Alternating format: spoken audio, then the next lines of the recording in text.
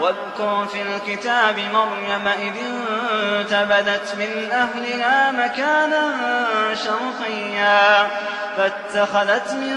دونهم حجابا فأرسلنا إليها روحنا فتمثل لها بشرا سويا قالت إني أعوذ بالرحمن منك إن كنت تقيا قال إنما أنا رسول ربك لأهب لك غلاما زكيا قالت أنى يكون لي غلام ولم يمسسني بشر ولم أك بغيا قال كذلك قال ربك هو علي هين ولنجعله آية للناس ورحمة منا وكان أمرا مقضيا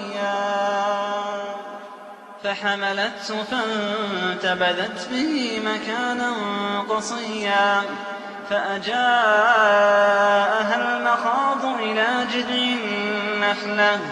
قالت يا ليتني مت قبل هذا وكنت نسيا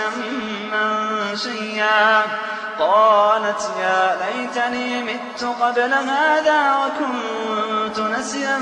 منسيا فناداها من تحتها ألا تحزني قد جعل ربك تحتك سريا وهزي إليك بجذع النخلة تساقط عليك رطبا جنيا فكلي واشربي وقري عينا فإما ترين من البشر أحدا فقولي إني نذرت للرحمن صوما فلن أكلم اليوم إنسيا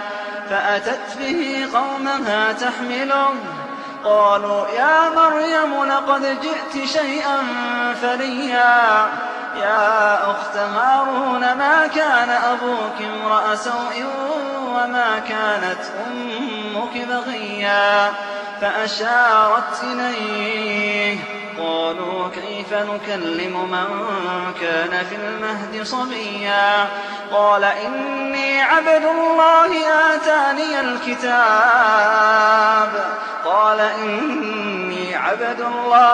آتاني الكتاب وجعلني نبيا وجعلني مباركا أينما كنت وأوصاني بالصلاة والزكاة ما دمت حيا وبرا بوالدتي ولم يجعلني جبارا شقيا والسلام علي يوم ولدت ويوم أموت ويوم أبعث حيا ذلك عيسى بن مريم قول الحق الذي فيه يمترون ما كان لله أن يتخذ من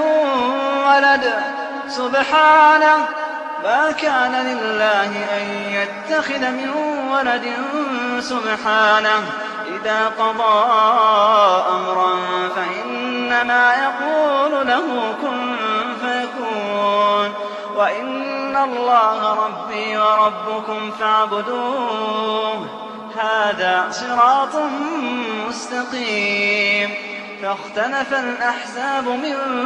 بينهم فويل للذين كفروا من مشهد يوم عظيم أسمع بهم وأبصر يوم يأتوننا لكن الظالمون اليوم في ضلال مبين وأنذرهم يوم الحسرة إذ قضي الأمر وهم في غفلة وهم لا يؤمنون إنا نحن نرث الأرض ومن عليها وإلينا يرجعون